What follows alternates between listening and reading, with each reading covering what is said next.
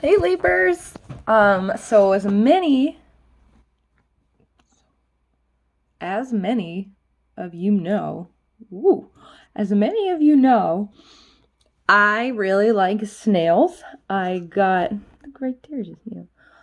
I got a couple too in October of last year.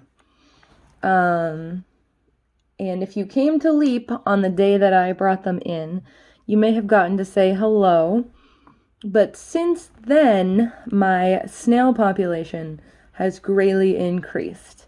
So in February, actually on Valentine's Day, I received 4 new snails.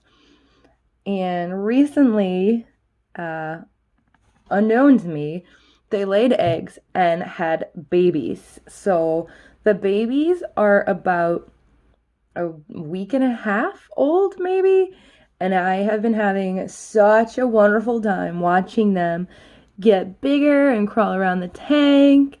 And so I wanted to do a couple of videos, so I'll probably do it in a couple days, showing you how fast they're growing and how much they're eating.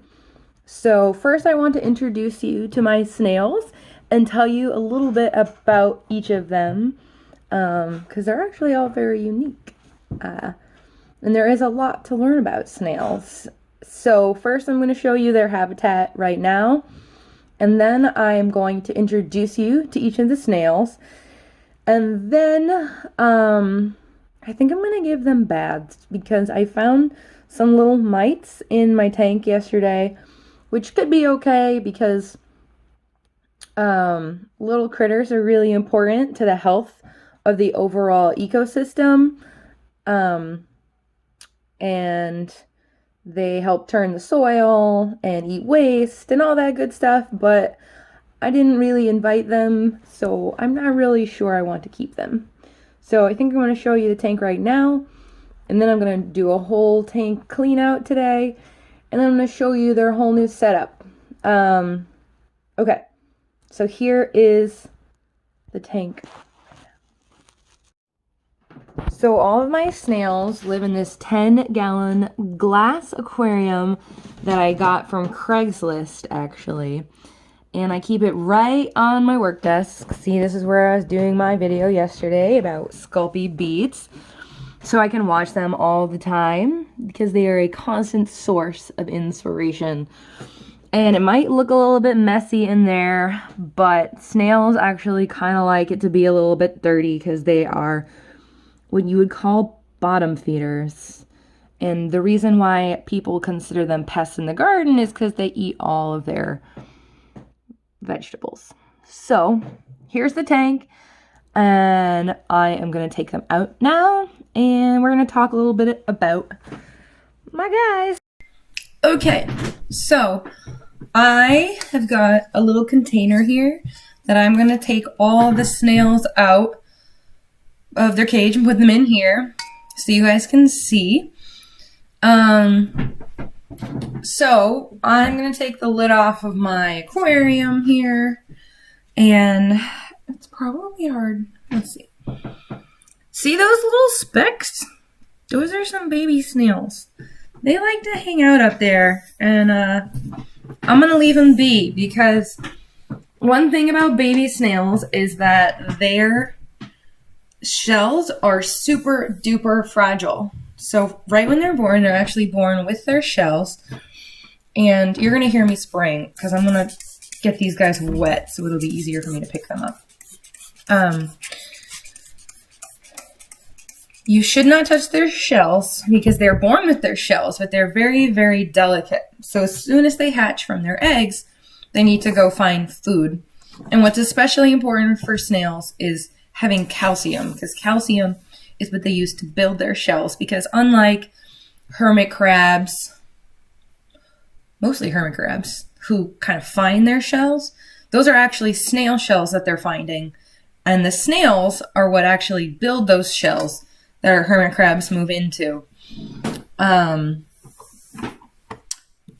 so you can touch them once they're adults, but you also have to handle them very carefully. So first thing I did before anything was I washed this pan, and then I washed my hands, which is good anyway because we're trying to stay clean.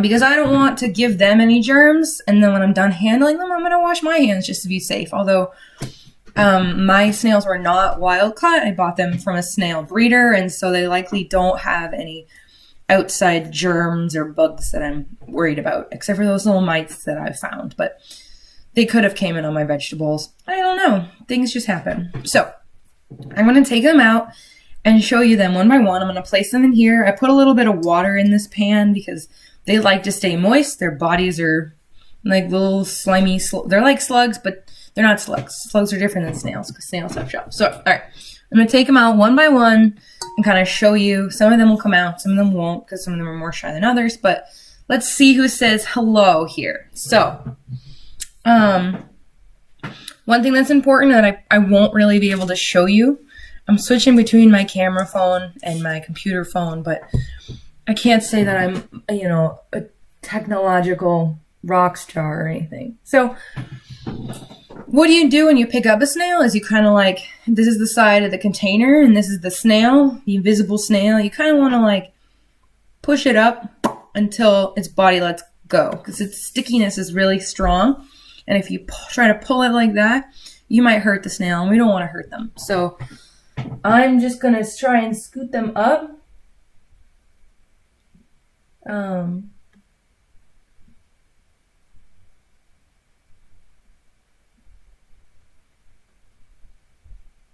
He doesn't want to go, and I'm not going to force him, so we're going to move on to the next guy.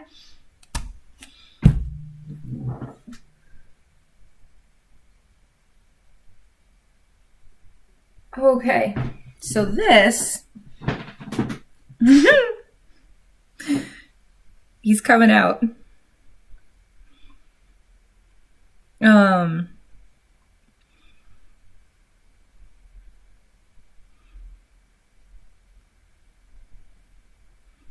You these little antennas. Oh gosh. I just think they're so great. And they're super social animals. Snails are very friendly to one another, and they, unlike hermit crabs, because you guys in 3rd and 4th grade know we've got Captain Shelley in that room. He's kind of skittish. Snails are not. They're very curious little creatures. And so this guy is coming right out like, why did you wake me up? And the other one that I was trying to get out right now is all up and at him too. So this is, let's see. Let me see if I can tell the difference here. I believe this is little Houdini, okay? So Houdini is named Houdini because when I first bought this set of new snails, the first thing Houdini did was, I'm going to put him in the container so that, and then I'm going to put this computer down again so that you guys can see him just like chilling. So this is how I'm going to pick him up. Like, I don't want to just pull him right off, so I'm going to like kind of slide him up and then check him out. Look how cute he is. He's saying hi. Oh gosh. Alright, I'm gonna put him down in his little container. Okay. And I'm gonna have a heck of a time trying to wrangle these guys because they're gonna just like run away the second I put them in here because they're rascally. So I'm going to use a cup here to prop this up.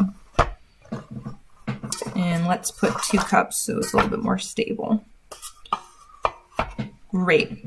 So Houdini just proceeded to hide when I first got the snails. I couldn't find him for days. I thought he escaped. And then I realized he just really liked to dig holes. Speaking of calling him a he, snails are both male and female. So often I refer to them as he, but they could be whatever, they're both. So I guess it would be proper to call your snail a they. So the next snail that I'm going to take out is the snail I was trying to get before. And that snail's name, I'm going to give it a little water spray. If you guys were there when I visited Leap with my snails, you know that they respond to water. So I'll spray them, not like right at them, but that'll help them wake up. So, and I'm going to maybe put a little piece of lettuce in here. Just a teeny one in case you want something to nibble. So there's a little piece of lettuce. All right, so I'm going to get Swayze out. All right. This is Swayze. Swayze is just like a little mini version of Houdini. This little guy came as like a gift when I bought my snails from the breeder. He actually, or they have grown in size like twice as big since I got them in February. It's incredible how fast they grow. And it's awesome because every day I got to watch the shell get bigger and bigger and bigger. And what they do is they kind of just build that spiral around.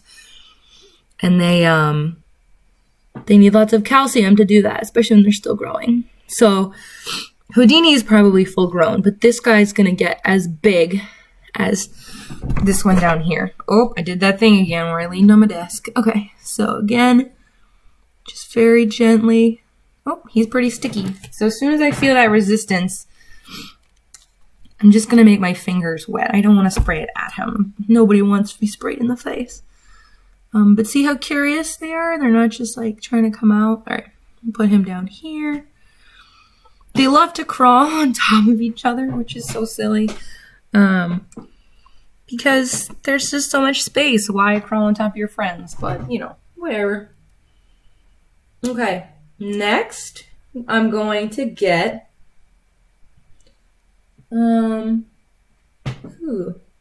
let's see. Let's see here.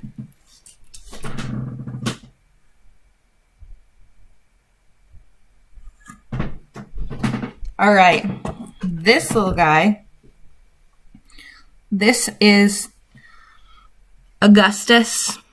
And Augustus is named after the character in Willy Wonka and the Chocolate Factory because I bought these guys in February and they arrived on Valentine's Day. And I had them out on the table because I was so excited to meet them. And so I was trying to like wake up one of these guys because one of them seemed really cold, and I was running him under some water to warm him up.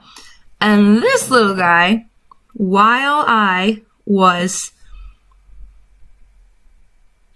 busy, he crawled all over my Valentine's Day candy that was out on the table. And he was the only one, and therefore he's named after the boy who ate all of that chocolate. So Augustus really likes his sweets. Oh, he didn't really eat any of them. He was just curious. All right. So put you there. See, Swayze is already trying to escape. And Swayze is, I didn't name Swayze. My boyfriend did. Swayze is the name of somebody who made machines.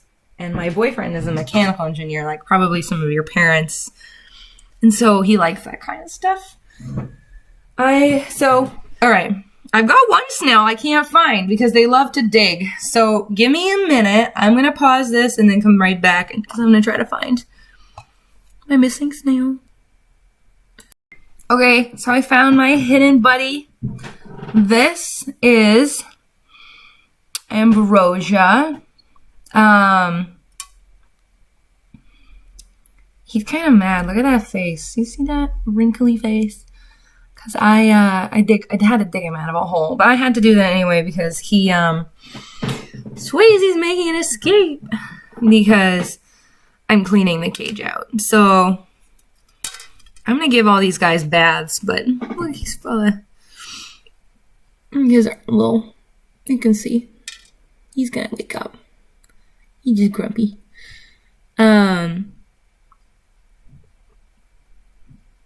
Yes, ambrosia is the biggest of these. These are Helix aspersa snails, which are your regular variety garden snail. Next, I'm going to get my original 2 snails out, and they're going to look a lot different, and they're actually quite small compared to these guys. They are, in general, a lot less active, too. They might be older. I'm not really sure how old they are, but this is Dirac. They are a milk snail. And you can probably tell that they're called milk snails because of the white color of their shell. So he's kind of peeking out right there. You can see. Oh, here he comes. Let's see if he comes out.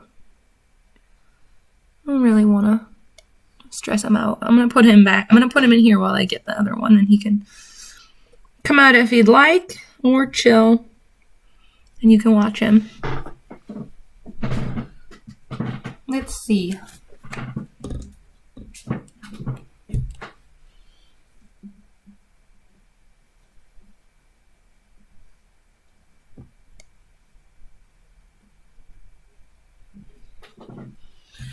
Okay, my last snail is pretty well stuck. They love to go to the top of the tank, and there's a little edge, and I can't pull them up because they're already up against the edge, and it's not safe for me to pull them off.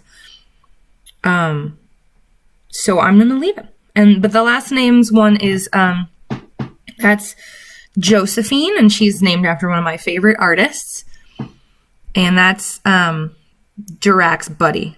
Josephine is that color. So I've got 2 of those milk snails, and 1, 2, 3, 4 Helix asperses, and then I've got all of the babies. So some of the babies are very, very small still, and some of them are quite big. And I'm not sure if that... Oh, I'll talk up here.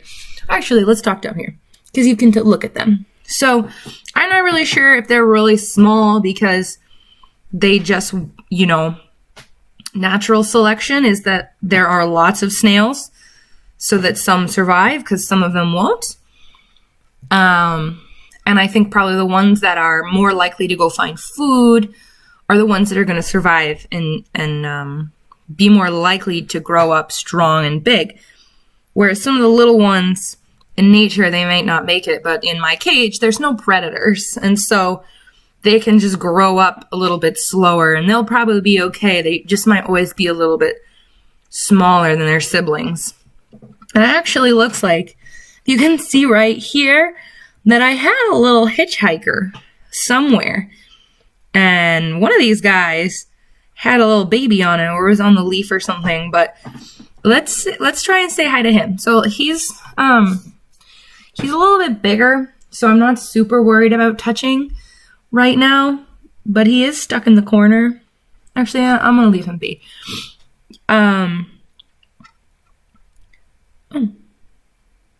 Made a sound. So as you can see, Ambrosia is still mad that I woke him up. But it looks like Swayze, Augustus, and Houdini are perfectly fine, and then Dirac here has decided to come out and look around in this new weird environment that probably feels very smooth for a snail. So one thing I want to mention is how they eat, and I kind of want to show you a piece of lettuce that they've been working on, but all the little snails are on it, so give me a second. So I'm going to step away and, well, let me show you this pepper.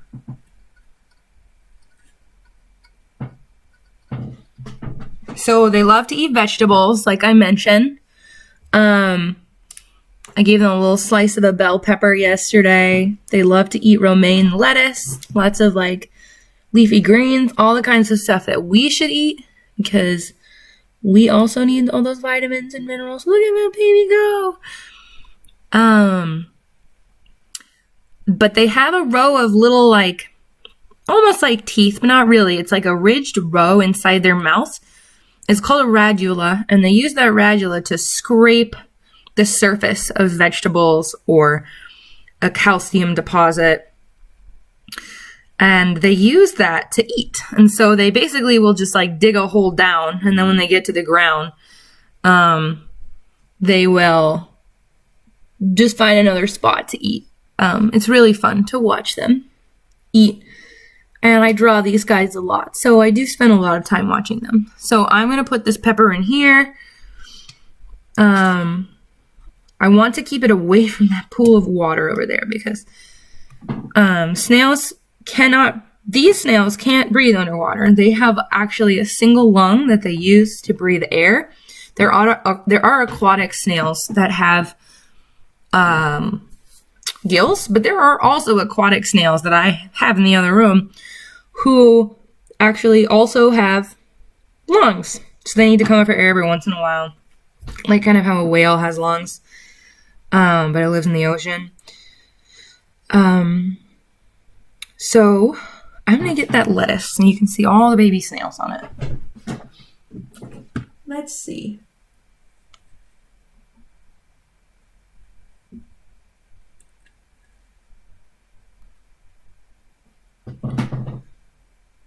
All right.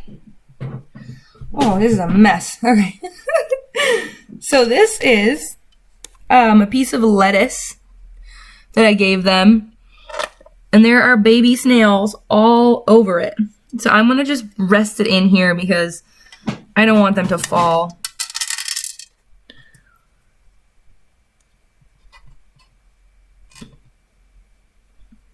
So, at this point, because I'm putting the baby snails in here, I'm going to tip this down because there's water pooling on one side.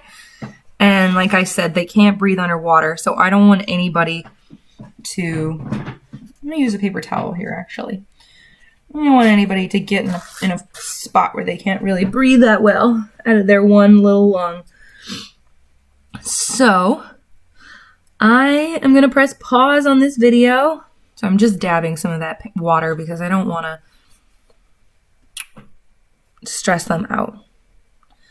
Oh, speaking of snail stress, one thing that's cool about snails, besides all of the things that I've mentioned, oh, look at, they're saying hi in the corner. So, like I said, snails are very social. They have no problem going on top of each other and crawling over each other, and that they're just saying hi. They're just saying hi and passing by, checking each other out, giving a hug. So snails really like when it's humid and warm. So that keeps them happy. Another thing to keep them from being stressed out is giving them enough calcium and food.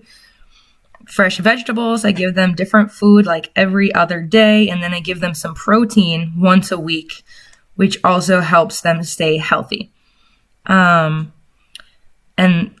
just these babies are growing so fast. In another week, I'm going to show you what they look like, and they'll probably have doubled in size. And as they get bigger and bigger, you can start to see how the patterns on their shell changes, because each of their shells is kind of like a fingerprint. Like the patterns are all different, and they're super pretty. And so I will leave you with one cool fact about snails before I get the other baby snails out of the big cage so I can change it over and give them new soil to get rid of those mites, is that snails are deaf. They cannot hear. So the way that they explore the world is through their olfactory senses, which is their nose. So they smell around the world. And those little stalks actually have eyes on the ends of them, but they're not very good at seeing. They can probably see shapes and shadows, lights and dark, which help them escape from predators, although they don't have any predators right now, so they don't really need those eyes. But it's mostly their sense of smell that really helps them travel around the world and look for food and sense each other as well. So, ooh, that guy fell over. All right. I'm going to tell you guys a little bit more about the snail species when I get back. And while I'm putting them in their new home, for now I'm going to let them hang out here, stretch their little snaily legs. And I might show you me giving them a bath too. So we'll see. It'll be a couple minutes and I'll be back.